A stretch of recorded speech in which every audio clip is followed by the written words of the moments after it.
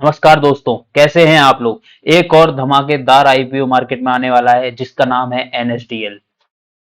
तो एनएसडीएल का आईपीओ आने वाला है। आज हम इसकी पूरी चर्चा करेंगे।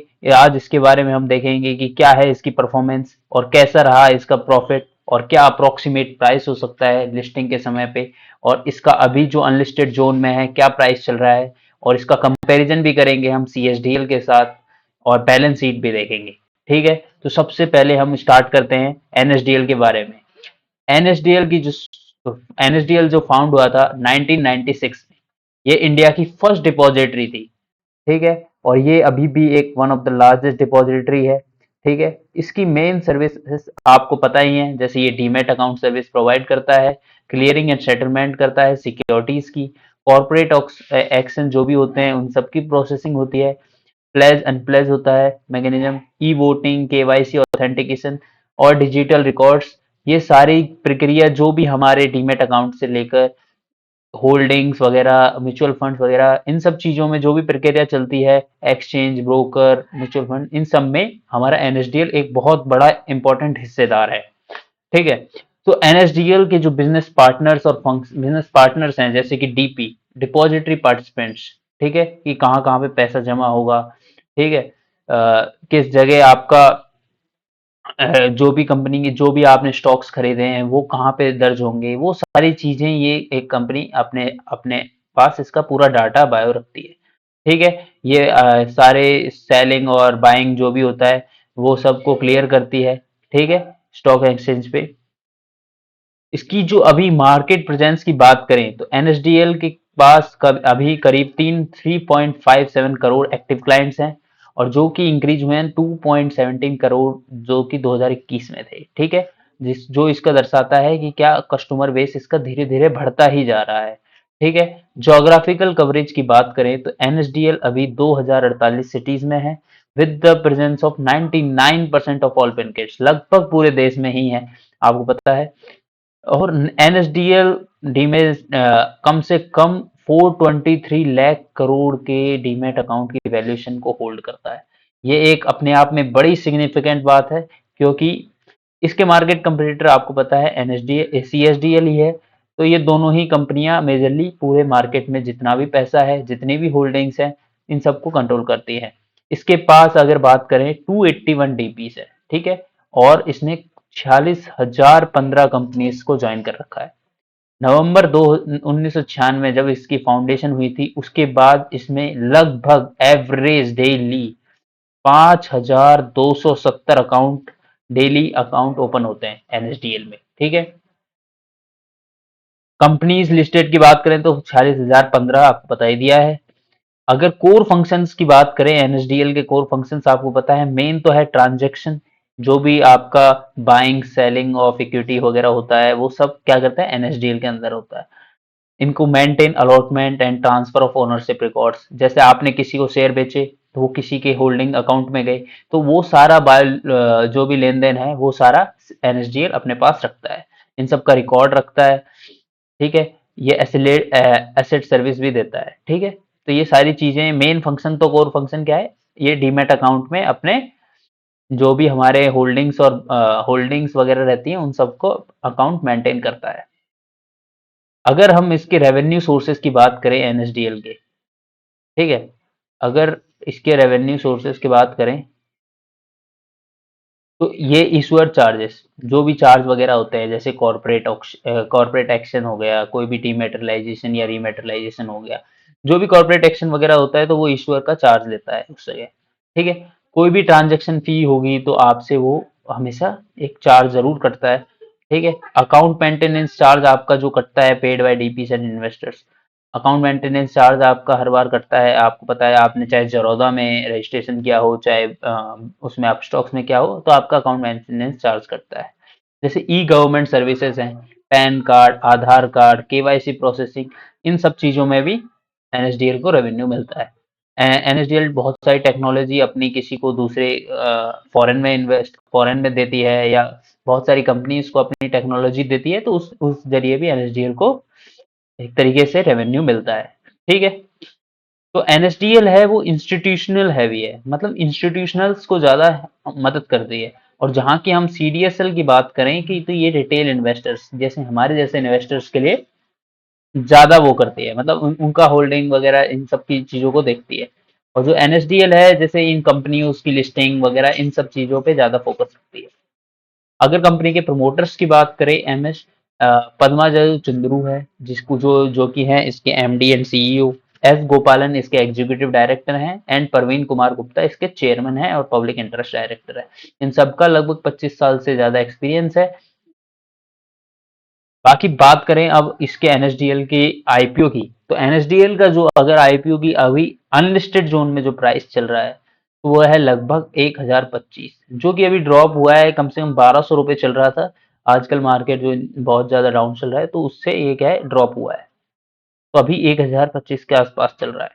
इसके अगर आप फंडामेंटल्स की बात करें, ठीक है, तो मेन तो अभी तो ये सब चीजें हैं, पैन नंबर वगैरह है, इसका ISN नंबर है, ठीक है, ये सब चीजें हैं। और इसका पी रेशियो अगर इस हिसाब से अगर शेयर में मार्केट में लिस्टिंग होती है तो लगभग 60 के आसपास इसका पी रेशियो रहने वाला है। मार्केट कैप की बात करें तो 20,500, ये तो ये अनलिस्टेड जोन का है, ये है नहीं इसका, ठीक है, ये हटा दीजिए, ठीक है। अगर इसकी कंपनी के टोटल ग्रोथ की बात करें, अब देख बात करते हैं इसकी बैलेंस शीट की, तो 2022 में कंपनी का रेवेन्यू था लगभग 761 करोड़। 2023 में भी बढ़ा है 1022, और 2024 में 1268, और 2025 में 1420 करोड़, ठीक है। तो कंपनी का जो रेवेन्यू है, मेन मेन चीजों की बात करेंगे, कंपनी का रेवेन्यू हमें इंक्रीज होता हुआ ही नजर आया है, ठीक है। EBITDA की बात करें तो वो भी हमें बढ़ता हुआ नजर आ रहा है, 240 2022 में था, 2023 में 255 है, और 2024 में 285, और 2025 में 375, ठीक है। और और प्रॉफिट आफ्टर टैक्स की बात करें तो प्रॉफिट आफ्टर टैक्स भी हम देख सकते हैं कि सब्सटेंशियली धीरे धीरे इंक्रीज ही हुआ है। 212 था 2022 में, 2023 में 235, और अब 2025 में 343 करोड़, ठीक है। तो ये सब चीजें देख के लग रहा है कि IPO बहुत ही अच्छा आने वाला है और बहुत ज्यादा सब्सक्रिप्शन होने वाला है। हम देख सकते हैं इसके रेवेन्यू और फाइनेंशियल स्टेटस बहुत अच्छा है अभी के हिसाब से। इसका पीयर रेशियो देखें, पीयर के हिसाब से कंपैरिजन करें तो NSDL का एक ही पीयर है हमारे भारत में, जो कि है CDSL। NSDL का जो फाइनेंशियल मतलब रेवेन्यू की बात करें तो NSDL का रेवेन्यू 1420 करोड़ है, और जबकि CDSL का है 1082। इस पे ही कंपनी नहीं करते, इस चीज में रेवेन्यू में हमारा NSDL आगे है। EBITDA की बात करें तो 375 चल रहा है, और CDSL का 624, जिसमें CDSL अच्छा चल रहा है, ठीक है। प्रॉफिट आफ्टर टैक्स की बात करें तो NSDL के पास हमने बताया 343 करोड़ अभी फिजिकल ईयर 2025 में था, तो CSDL के पास 526 करोड़ है, ठीक है। तो प्रॉफिट आफ्टर टैक्स में CDSL ज्यादा है। पी रेशियो में भी देखें तो CDSL का PDP रेशियो अच्छा है, जो कि कम में 58, और जहां की NSDL की अगर लिस्टिंग इस प्राइस में होती है तो लगभग 63 के आसपास होगा। मार्केट कैप में भी CDSL अच्छा है, ठीक है, जहाँ के NSDL से अगर हम बात करें और मोटा मोटा तो NSDL जो कि CDSL से तो लगभग हम मानेंगे कि थोड़ा कस्टमर बेस भी इसका कम है, ठीक है। और CDSL के कंपैरिजन में अभी NSDL का अच्छा कंपेरिजन वो नहीं है, ठीक है। NSDL के मेन बात करें, NSDL जो कि 1996 में बात हुआ कंपैरिजन और करें तो, और CDSL 1996 में 1999 में फाउंड हुआ, ठीक है। इसके प्रमोटर हैं NSE और IDBI, ठीक है, और यहाँ पे है CDSL में BSE है 51% स्टॉक। और डीमेट अकाउंट्स की बात करें तो डीमेट अकाउंट में NSDL के पास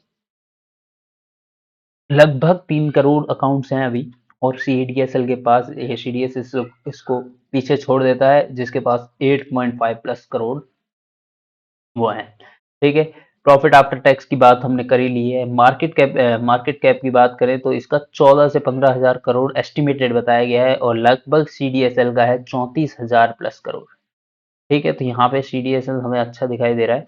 टेक इफिशिएंसी की बात करें, ठीक है, तो मेन इन चीजों में क्या है, टेक इन्वॉल्व रहता है। तो टेक की बात करें तो इसका टेक इफिशिएंसी मीडियम है, ठीक है, और इसका है हाई, जिसमें ऑटोमेशन AI वेआई का और बहुत ज्यादा ऑटोमेशन है। मतलब CDSL इस मामले में बहुत अच्छा है, ठीक है। सीडीएसएल की ग्रोथ अच्छी है। सीडीएसएल में इन्वेस्टर की अपील देखें तो सीडीएसएल में, एनएसडीएल में मॉडरेट है और सीडीएसएल में बहुत अच्छी है। और ये आपने बताया, हमने बात कर ली है कि ये इंस्टीट्यूशनल ड्रिवन है ज़्यादातर, और ये रिटेल पे ज़्यादा फोकस करता है। ठीक है। बाकी बात करें आईपीओ की, अगर वैल्यूएशन देखें तो अगर हम देखें तो आईपीओ का जो प्राइस है वो लगभग हाई जा रहा है और लो लो कंफर्ट है। तो देखें, अगर एक्सपेक्टेड प्राइस हम 750 से 800 वो रखते हैं तो इसका जो पी रेशियो लगभग 44 के आसपास आएगा। ठीक है। और सीडीएसएल से कंपैरिजन करें तो वो 65 के आसपास है। और सीडीएसएल का मार्केट कैप इससे ज़्यादा है, आपको बता ही दिया है। ठीक है।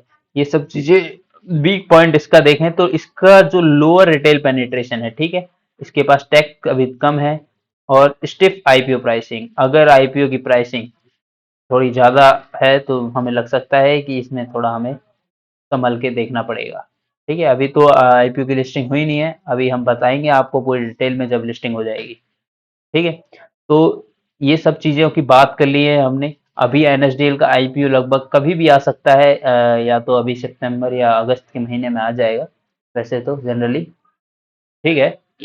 तो ऐसे ही हमारे अपडेट्स के लिए, ठीक है, हमने आपको पूरा बता दिया, एनएसडीएल सीएसडीएल का कंपैरिजन कर दिया है और बहुत सारी चीज़ें हमने बता दी हैं। ऐसे ही अगर आप अपडेट्स हमसे चाहते हैं तो हमारे चैनल को सब्सक्राइब करें। ठीक है। अभी हम न्यू हैं इस चैनल में, तो आपको बहुत ज़्यादा चीज़ें देखने को मिलेंगी, हम बहुत सारी नई नई चीज़ें लेके आएंगे। ठीक है। सब्सक्राइब करें और लाइक करें, कमेंट करें कि आप इस आईपीओ में अप्लाई करेंगे कि नहीं करेंगे। ठीक है। तो धन्यवाद।